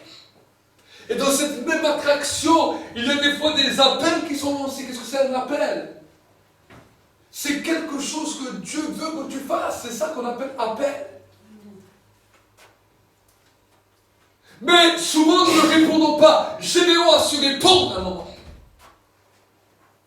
Alors bien sûr, à un moment il a posé les toisons. Mais après il a commencé. Le Seigneur lui a dit, voilà, il y aura un peuple qui va être avec toi, prends-les avec toi. Au début, il y en avait un certain nombre. Il a dit, vas-y, fais-les boire à la rivière. Ceux qui vont les laper comme des chiens, c'est ceux-là que tu vas prendre avec toi. Il les a regardés. Lui, il regarde, il a reçu l'instruction, il ne dit rien, il a reçu l'instruction. Et il regarde. Et là, il en compte 300. 300. Les autres, ils disent, bon, vous, c'est pas la peine, allez, partez. Les autres n'ont pas compris. Mais les 300 qui sont restés là, il a fait des choses extraordinaires. Il fallait qu'un son puisse exploser, un son retentissant puisse tomber. Le Seigneur leur a dit, allez monter sur la montagne, avec des cruches, avec des chauffards. Allez sur la montagne. Quand vous êtes sur la montagne, le son que vous allez donner en claquant vos cruches et en soufflant du chauffard va libérer les anges et votre victoire sera là. Amen. Quand ils ont fait ça, les Philistins sont sortis, ils ont pris chacun leur épée, ils se sont entretués entre eux. Et là, Gédéon a vu ça. Il a dit, à nous le butin. Et ils sont partis, et ils ont pris tout le butin. Tout le peuple d'Israël sont enflammés contre Gédéon. Ah, pourquoi tu ne nous as pas appelés? Pourquoi tu as fait ça comme ça tout seul? Pourquoi nous n'étions pas avec? Ils ont commencé à lui faire des reproches. Parce qu'ils n'avaient pas compris comment Dieu agissait. De tout temps, ça a été comme ça. Du temps de Moïse, ça a été pareil. Les enfants d'Israël étaient en esclaves. Du temps de Daniel, c'était pareil. Ils étaient déportés à Babylone. Et l'histoire des prophètes, ça est souvent, on lit la Bible, mais on ne comprend pas l'histoire des prophètes. On dit, oh, les prophètes, oh. Mais on ne comprend pas l'histoire. On ne comprend pas pourquoi ils ont été envoyés. Et ça pose problème. Parce qu'aujourd'hui, parce que tout le monde a la capacité de pouvoir prophétiser, on ne comprend plus même les prophètes aujourd'hui. Ouais. Et ça pose un problème. Parce que l'Église passe à côté. L'Église, quand elle va souffrir, c'est Dieu écoute, quand il écoute la prière de l'Église, il envoie un prophète. Quand il écoute la prière d'un peuple, si le peuple en France a prié, c'est bien Dieu envoie un prophète. Et dans la dimension, dans l'impact de la parole prophétique qui est lancée, la dimension angélique va commencer à être libérée. Et là, ça va libérer les appels pour que maintenant tu puisses entrer en scène. Mais il y a des gens qui ne vont pas comprendre ça, qui vont passer à côté de ça. Et qui vont passer à côté. Et ensuite ils vont continuer à attendre. Et ils vont continuer à attendre. Mais tu peux attendre comme ça toute ta vie. Tu peux attendre comme ça toute ta vie. Simplement parce que tu ne comprends pas le timing, ce qu'on appelle le kairos. Avec Dieu, on n'est pas simplement dans le temps chronos, on est dans le temps kairos. Le temps kairos. Et ça, ce sont les signes du timing kairos. C'est pour ça qu'on dit que des fois la nuée se déplace. La nuée ne reste pas toujours au même endroit, mais la nuée bouge. Mais nous ne voulons pas comprendre ça. Nous sommes tellement obstinés dans nos raisonnements, tellement obstinés dans nos mentalités, que nous passons à côté. Peut-être que l'ange de l'Éternel est venu voir plusieurs. Pourquoi on parle de Gédéon seulement? Peut-être que l'ange de l'Éternel est venu en voir 10, 15, 20, 30, 40, 50, 60. Mais que les 60 premiers n'ont rien voulu savoir. L'ange de l'Éternel. Et là, il arrive devant une personne insignifiante. Vous savez, parce que quand vous regardez dans la Bible, vous voyez que Dieu, il prend d'abord toujours, il allait toujours d'abord vers les forts. Ça, il était grand, costaud, fort, il dépassait tous ceux de son âge. Il était fort en taille et tout. Mais il a échoué. Alors il a pris le plus petit, là, David. Et dans ce temps il juge, Dieu a cherché. Le prophète avait parlé. Combien de gens du peuple étaient là quand le prophète a parlé? Ils ont entendu la parole du prophète. Ils ont entendu ce que le prophète a dit. Pourtant, personne ne s'est levé. Tout le monde a entendu. Oui, c'est à cause de nos péchés que les problèmes sont venus. Aucune personne d'Israël ne s'est levée. Aucune. L'ange de l'Éternel est allé. Il a cherché des personnes. Personne ne répond. Personne ne répond. Personne ne répond. Et là, il arrive voir un petit. Parce que Gédéon il a dit, je viens chez moi, je suis le plus petit de la maison d'Israël. Ma tribu, c'est la plus petite des Benjamites. Et moi, je suis le plus petit. Il a dit, tu viens chez moi, mais qu'est-ce que moi je peux faire? Pourquoi les autres, là, qu'est-ce qu'ils ont? Pourquoi les autres ne répondent pas? Dieu n'a rien dit, mais il était déjà allé les voir, ils n'ont pas répondu. Et des fois dans l'église, on est comme ça. Quand après on voit les jeunes, mais pourquoi lui a réussi à se lever et moi? Mais peut-être que Dieu est déjà venu chez toi. Peut-être que Dieu est déjà venu, mais tu n'as pas répondu. Tu n'as pas répondu. Et c'est terrible. Parce qu'après on vit de frustration. De frustration en frustration, de frustration en frustration. Et on voit d'autres qui nous dépassent. Et on voit d'autres qui vont plus loin. Et on dit, mais pourquoi? Mais pourquoi? Alors on ne voit peut-être pas trop chez les jeunes convertis. Mais plus ils prennent de l'âge, on voit beaucoup de gens avec des frustrations. Pourquoi lui? Pourquoi pas moi? Et pourquoi j'aurais pu faire ça? Et j'aurais même peut-être pu le faire mieux que lui. Vous n'avez jamais vu ça? Vous n'avez jamais entendu ces gens des personnes? J'aurais pu le faire mieux que lui. Et alors quand quelqu'un se lance, alors on le critique. Mais moi je pourrais le faire mieux. Mais pourquoi tu ne l'as jamais fait? Parce que quand l'ange est venu vers toi, tu as refait. Ah mais tu sais, j'ai encore tellement de problèmes. Et des fois les gens sont comme ça. Ah mais Seigneur, c'est pas encore le temps. Dès que je serai bien, trop tard, le temps est passé. Dieu n'a pas choisi une bonne période pour appeler Gédéon. La période la plus dramatique. Plus personne ne voulait être chef là. Tout le monde veut être chef quand tout le pays va bien. Mais quand le pays va mal, quand le pays va en s'appauvrissant, quand le pays va avec des problèmes, personne ne veut être chef d'un pays comme ça. Personne! Mais c'est là que Dieu appelle et c'est là que Dieu l'aime.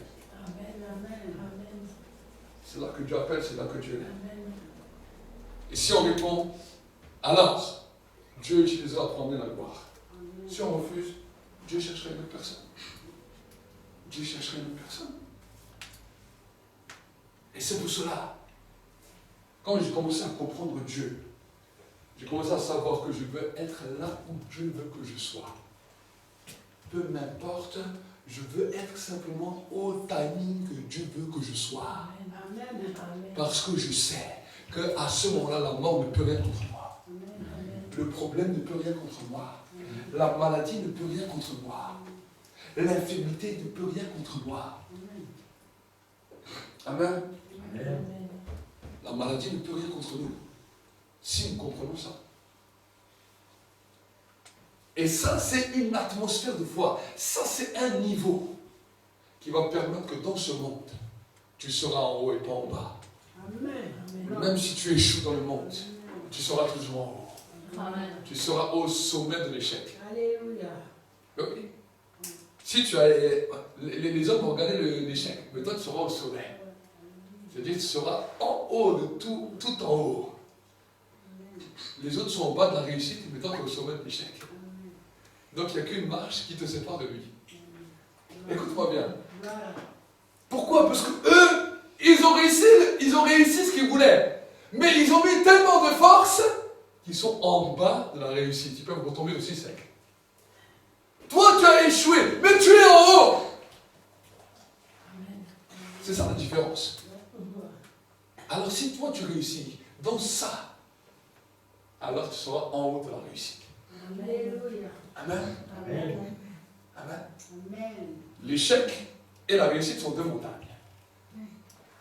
C'est mieux d'être quoi? D'être en bas de la réussite ou en haut de l'échec? Qu'est-ce qui est le plus près de Dieu? En haut des choses. En haut? Oui. Ben oui. Et des fois dans la vie, on peut échouer certaines choses. Mais là, vu qu'on est en haut, Dieu voit ça. Il voit que tu es resté au sommet, malgré que tu étais en échec. Il fait quoi? Il crée une passerelle. Et tu te retrouves de l'autre côté. C'est ça qu'on appelle la foi. La passerelle de la foi. C'est là où Dieu, même si tu étais dans un échec, la foi va faire qu'il y ait une passerelle. L'autre, il a réussi, mais il est en bas. Il doit encore monter toute la montagne. Mais il a échoué. Mais tu es en haut. Et parce que tu es en haut dans le monde spirituel, la passerelle de la foi te dispose à aller de l'autre côté directement et tout de suite en haut. Amen. Et là, l'autre regarde et dit, mais comment il a fait? Comment il a fait? Il y a des choses dans ma vie que j'ai réussi, que les gens n'ont rien compris. Ils sont venus me voir. Au début, j'ai échoué. Eux, ils ont réussi. Mais ils sont restés en bas. Mais quand Dieu m'a donné à moi la réussite, je suis passé comme une passerelle tout en haut d'eux. Et j'étais directement beaucoup plus loin qu'eux. Parce que la foi nous propulse vers des choses impossibles. Ce qui est impossible pour les hommes, c'est possible pour Dieu. Si simplement tu avais réussi en mettant toute ta force, quel est l'avantage? Où tu aurais glorifié Dieu? Tu aurais dit non, c'est moi, par ma force, j'ai réussi. Mais quand il n'y a plus d'espoir, quand tu ne sais plus comment faire, et que Dieu lui-même a levé la passerelle, et que tu te retrouves à un endroit où tu ne devais pas être, ça c'est le miracle. Amen. Ça c'est le miracle. Et j'ai appris à vivre de ce miraculeux.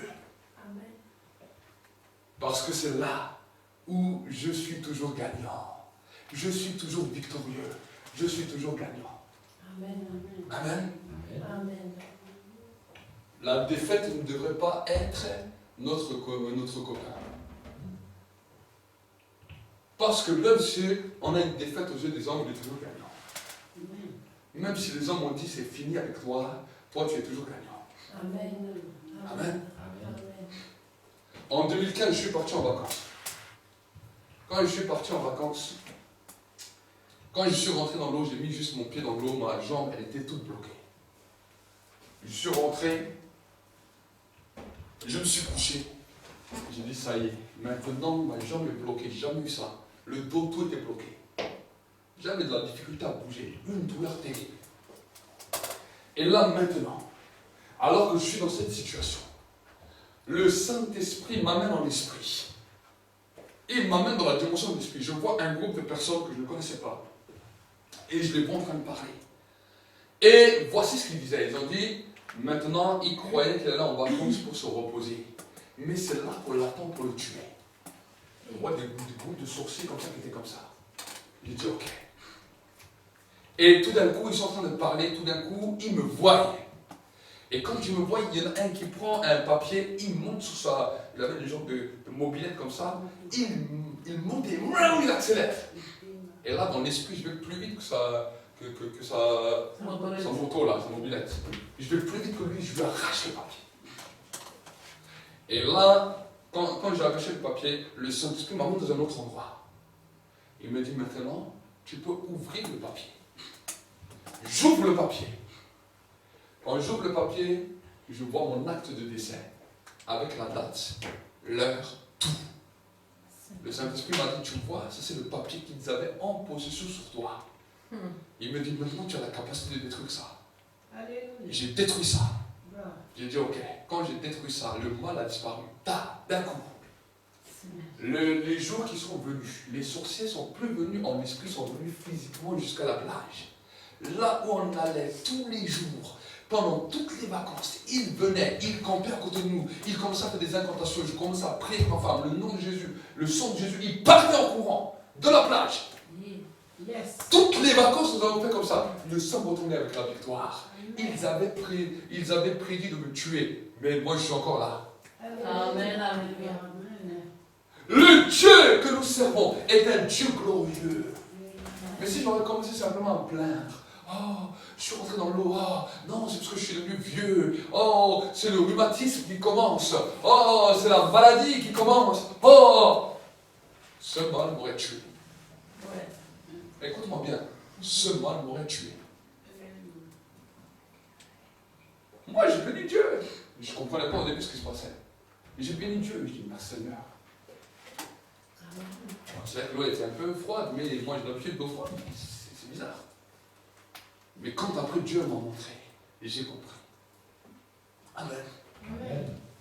Et des fois, nous, on panique pour tout, on panique pour rien. On panique pour tout, on panique pour rien. Je me souviens un jour, j'étais dans un travail. Et dans le travail, je distribuais les traités. Et un jour, j'arrive comme ça chez un client, je lui donne les trucs et je lui donne les traités. Au moment où je lui donne les traités, le Saint-Esprit me dit, bon, là maintenant, c'est le début de tes problèmes. Ce temps-là, c'est un franc-maçon. Il m'a dit, tu vas avoir des problèmes. Ici à Strasbourg. J'ai dit, ok, bon, tant pis, j'ai donné, j'ai dit adieu. J'ai donné. Je suis parti. J'ai terminé ma tournée. Là, je l'avais peut-être vu à 10h le matin. À midi, je retourne à mon dépôt avec le camion. Et je pose le camion et quand je pars du dépôt, tout d'un coup, j'ai mon chef d'intérim qui me téléphone. Il me dit, devine d'où je sors. Je sais rien moi d'où je sors. Il me dit, on m'avait convoqué, ils étaient peut-être une dizaine de personnes avec tous les grands patrons à cause de mon traité. Cet homme a réussi à faire une réunion d'urgence à cause de mon traité. Et il m'a dit, à cause de ce que tu viens de faire, je ne peux même plus te trouver du travail. Pendant un an, il refusait de me donner du travail. À cause du prosélytisme. Et j'ai dit, c'est pas grave. Pendant un an, je vais t'en donner le travail, mais tout de suite, le travail s'arrêtait très vite. J'ai dit, c'est pas grave. Dieu lui-même est ma force. Dieu lui-même est ma force. Et un jour, parce que dès qu'il me téléphonait, ou les agents intérim me disent, vous êtes noté en rouge ici, prosélyte, on ne peut pas vous trouver du travail. On ne peut pas vous trouver du travail. À moins que vous acceptez de ne pas parler de Jésus. C'était ce qu'on me disait. Ben, écoutez, les autres parlent de pornographie, ils parlent de ça, pourquoi je ne pourrais pas parler de Jésus? J'ai dit, moi je ne marche pas dans ça. Tant pis. Tant pis. Mais un an et quelques ça a duré, à peu près. Mais j'ai dit, Dieu, toi, c'est toi qui vas faire ton juge. Les gens ont fait, ils ont fait venir d'autres chauffeurs qui leur ont fait des problèmes sur problèmes, jusqu'à ce qu'ils étaient dans une telle pagaille, dans une telle faillite qu'ils m'ont téléphoné. Il n'y avait plus aucune obligation. Ils m'ont dit, est-ce que vous voulez travailler pour nous? On n'arrive pas à trouver un bon chauffeur. Et jusqu'à aujourd'hui, ils se battent pour que je vais travailler à droite et à gauche. Et ils ne me posent plus d'imposition comme ils voulaient. Parce que je suis toujours vainqueur. Amen. Alléluia. Ouais. Amen. Je suis toujours vainqueur. Quand bien même je crois, le diable me dit c'est un échec pour toi, je suis toujours vainqueur. Amen. Amen. Et ça c'est simplement parce que j'ai décidé un jour de travailler sur moi-même, de travailler sur ces peurs, de travailler sur ces tracas, de travailler sur toutes ces choses qui te détruisent. Si Joshua, tu peux venir pour jouer. Nous allons prier.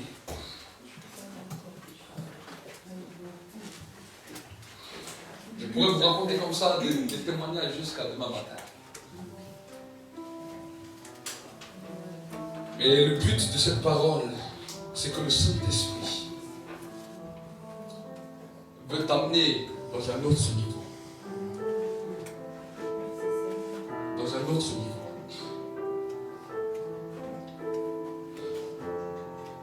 Combien de fois tes peurs t'ont arrêté? Tes peurs t'ont bloqué? Combien de fois, même si ce sont tes peurs qui t'ont dirigé? Les voix de l'esprit, les voix dans l'esprit qui sont venues, toute voix dans l'esprit n'est pas le Saint-Esprit. Toute voix dans le monde spirituel n'est pas Dieu. Des fois, ce sont les voix de nos peurs. Des fois, ce sont les voix de nos craintes. Les voix de nos tourments. Les voix de nos raisonnements. Et dès que nos raisonnements sont un peu touchés, voici qu'on est en pagaille. Aujourd'hui, parle à Dieu. Parle à Dieu. Parle-lui. Et maintenant, ne sois plus comme une personne qui agit dans la folie. Mais vois tes problèmes comme une solution. Vois tes problèmes comme un tremplin par lequel tu pourras impacter. Tu pourras amener un changement. Tu pourras amener une transformation. Que ce soit dans ta vie. Quand il y a des transformations personnelles, nous avons pu voir des transformations corporelles au niveau de la guérison. Mais il y a aussi des fois des transformations émotionnelles. Parce que nos émotions ont besoin d'être changées. Il y a des changements familiaux aussi. Dans lesquels il y a des raisonnements qui sont venus. Et ils ont commencé à mettre des forteresses dans les familles, dans les raisonnements, dans les pensées, dans les cœurs. Aujourd'hui, quelle est ta décision? Quelle est ta décision? Parle à Dieu. Parle-lui. écoutez, maintenant il y a un temps du ciel ouvert. La porte du ciel est ouverte. Parle à Dieu. Parle à Dieu. Rakasokora bababasai. Rakasokora.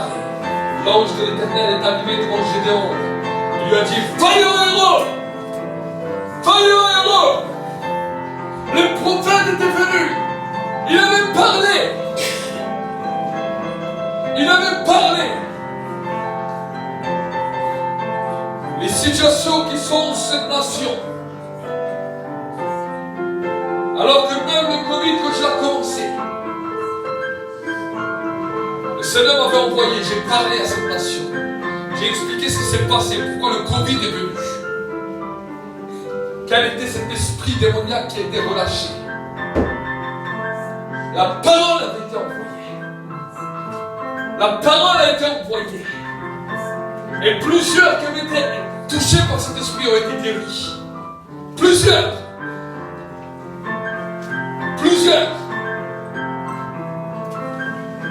Oui, cette situation a peut-être fragilisé le pays. Mais il y a un temps où Dieu appelle des Gédéons.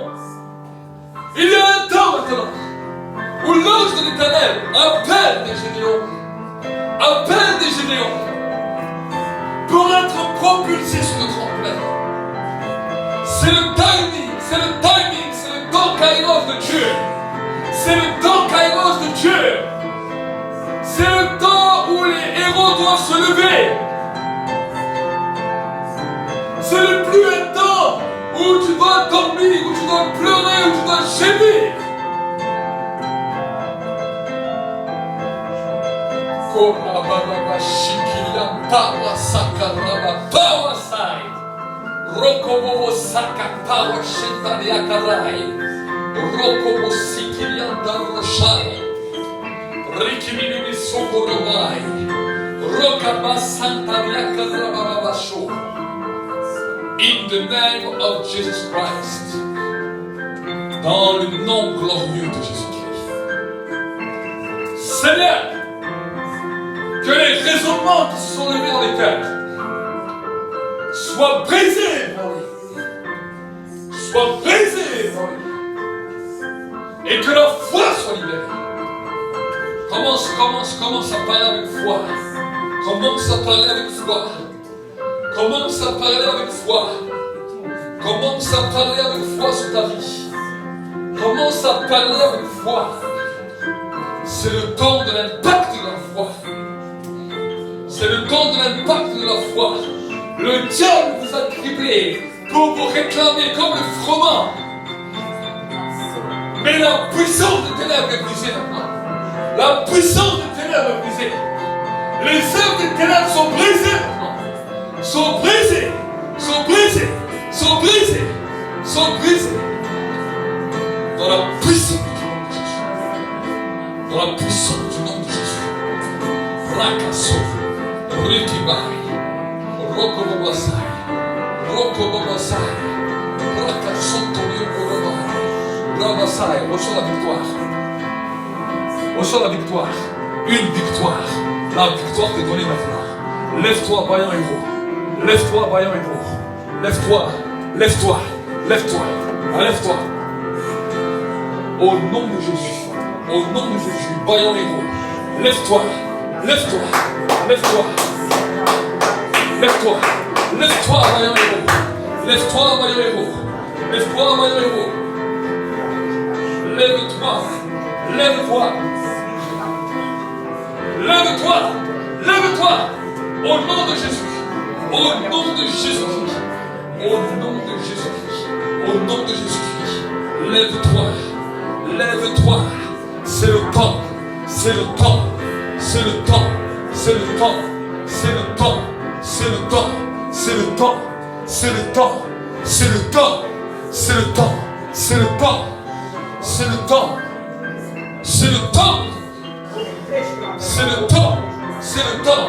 Le changement de pensée, le changement de pensée, le changement de pensée, le changement de pensée dans lequel tu fais un pas en avant, fais un pas en avant, fais un pas en avant. avant. Et écrase maintenant, commence à écraser.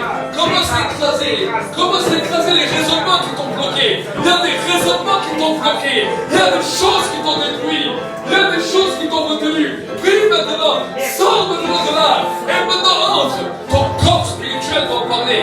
Ton corps spirituel doit bouger. Trop de fois il a été enchaîné. Il a été enchaîné à cause des problèmes. Il a été enchaîné à cause des raisonnements. Il a été enchaîné à cause des mentalités. Il a été enchaîné à cause de la pitoiement sur ça. Maintenant c'est le temps de sortir. C'est le temps, c'est le temps, c'est le temps, c'est le temps. Rakababamaso, Rakababamaso, Rekibisantoriakadamai, Rokobabamasai, Rakababasa. Il y a l'attraction angélique qui est là. Il y a une attraction angélique qui est là. Il y a maintenant une liberté dans ton esprit, une liberté dans ton esprit, une liberté, une transformation, une métamorphose qui commence à se libérer dans la puissance, dans la puissance, dans la puissance du nom de Jésus. C'est le temps du changement, le temps où un peuple victorieux se lève, le temps où des hommes et des femmes se lèvent, le temps où les hommes et les femmes se lèvent, le temps où l'impactation des hommes et des femmes commence à saisir, commence à bouger, à bouger, à bouger, à bouger, à bouger, à bouger, à bouger. C'est le temps de l'influence, le temps du bougement, le temps de l'impact, le temps de l'impact, le temps de l'impact. Rakasoko Mabashai, Rekibiso Toriakababai, Rokobobosai, Rekibiso, Rakababaso, Rakabaso. Regarde le diable se moquer de toi. Regarde le diable se moquer de toi. Il y a des endroits dans ta vie où le diable se moquer de toi. Où le diable se moquer de toi. Maintenant, prends autorité. Tu as reçu l'autorité. Tu as reçu l'autorité. Tu as reçu l'autorité. Tu as reçu l'autorité. Prends.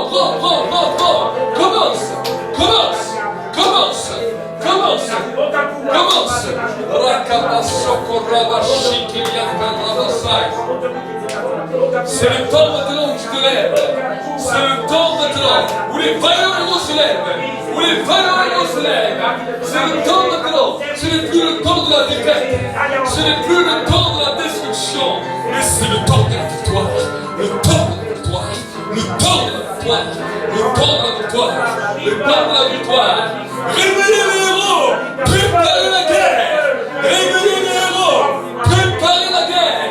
Rakasakarabaso, Rekibishokorobobosai, Rakababaso, Liabataya Karaso, Rekibisapaya Santaria Karai, Rakabashakarabaso, Rekibisotoria Karai. C'est le temps, c'est le temps, c'est le temps. Dans le nom de Jésus, dans le nom de Jésus, dans le nom de Jésus, au nom de Jésus, Rakasokorabai. Shikirion Koroboana, Rekibisotoria Kabababaso, Rakabababaso Korababasai. C'est le temps maintenant de la victoire. Le temps de la victoire. Le temps de la victoire. Le temps. Continue. Il faut que ton esprit continue. Il faut que ton esprit sorte de cette chaîne. Il faut que ton esprit sorte de ce raisonnement. Il faut que ta prière monte devant Dieu. Il faut que ta prière devienne explosive, dans laquelle tu es transformé. Peu importe ce que l'ennemi a conspiré, peu importe ce que l'ennemi a dit contre toi, peu importe ce que l'ennemi a déclaré, nous avons la victoire. Nous sommes toujours victorieux. Nous sommes toujours victorieux. Nous marchons et nous dans la victoire. Nous grandissons dans la victoire. Nous combattons dans la victoire. Nous combattons dans la victoire. Dans le nom de Jésus. Dans le nom de Jésus. La peur est brisée. La peur est brisée. Les esprits de peur sont brisés. Les esprits de peur sont liés. Au nom de Jésus. À travers le sang. À travers le sang. Je déclare le sang. Je déclare le sang. Je déclare le sang.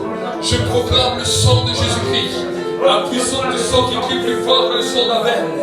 La puissance du sang de la rédemption. La puissance du sang de la victoire. La puissance du sang de la victoire. Et que là où l'infirmité avait touché ton corps, que l'infirmité soit chassée maintenant.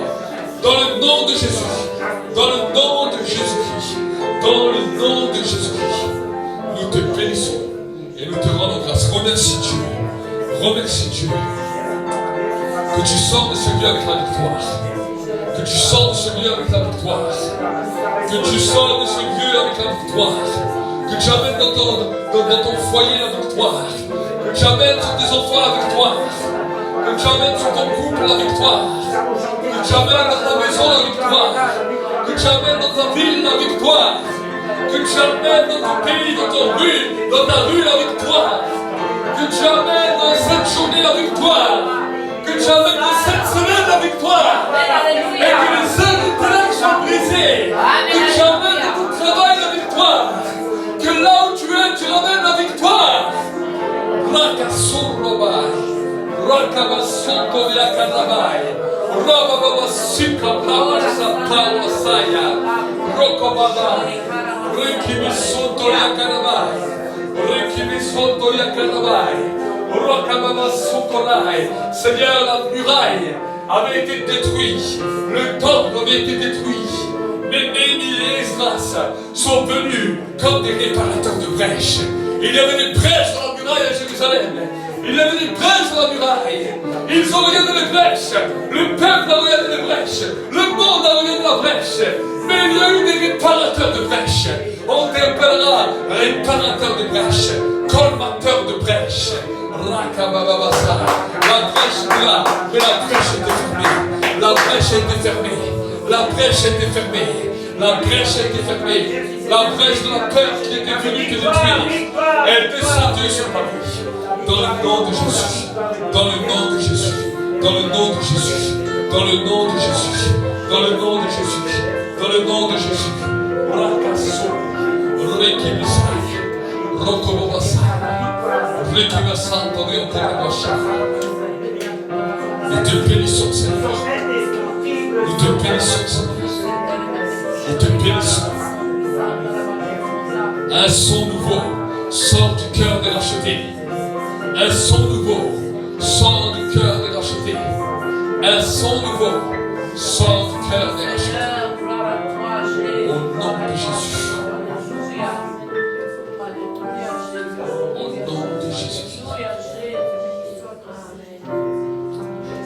Merci Seigneur pour ta gloire.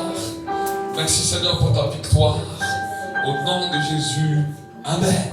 Acclame le Seigneur.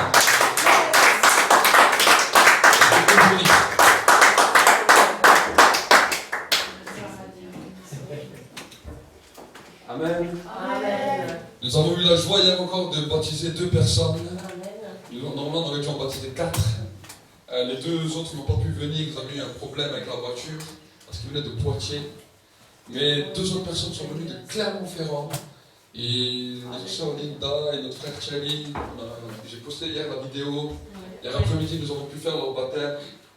Et c'est extraordinaire la manière dont laquelle ils se sont convertis. Elle sentait les choses de Dieu, elle ne connaissait pas Dieu. Et un jour, elle est tombée sur mon témoignage et Dieu lui a dit, voilà qui tu dois écouter. Elle a commencé à écouter nos vidéos, à écouter nos enseignements. Je crois qu'elle m'a contacté. Et ils sont venus, et hier son mari était avec. Au début, son mari n'avait pas trop compris le baptême. J'ai expliqué, j'ai parlé, et vraiment le Saint-Esprit les a touchés, et tous les 2 sont passés par les eaux du baptême. Ils ont dit, on est exprès venus de Clermont-Ferrand pour se faire baptiser. Ils ont fait 6 heures ou 7 heures de route, ils sont venus, ils ont dit, on est juste venus pour le baptême, juste pour que tu nous baptises, et ils sont repartis ce matin. Amen. Dieu est le Dieu du miracle. Dieu est le Dieu qui fait toutes choses. Amen. Ils n'ont pas regardé sur la faiblesse du temps, sur les kilomètres qu'ils devaient faire, mais ils sont venus. Et ils ont reçu avec foi. Et on a vécu vraiment un super moment hier avec eux l'après-midi. Et nous voulons vraiment bénir Dieu pour tout ce qu'il fait. Et Linda et Thierry, si vous nous regardez, on vous salue au nom de Jésus. Si on peut acclamer aussi le Seigneur pour ce qu'il a fait dans notre vie. Et je veux vous dire que Dieu vous bénisse. Bon dimanche, shalom. Que la paix de Dieu soit avec vous. Et Dieu va également commencer à te faire grandir dans différents niveaux spirituels. On va dire que tu dois toujours être bouillant pour Dieu, parce que il y a une chose que le diable attendra toujours, c'est que tu te refroidisses. Dans cette alliance avec Dieu, de toujours rechercher sa présence, appeler le sacrifice de Jésus à la croix, parce qu'il n'est pas mort pour rien. Pour tout peuple, pour toute personne, de tout âge, de toute nation, de toute tribu.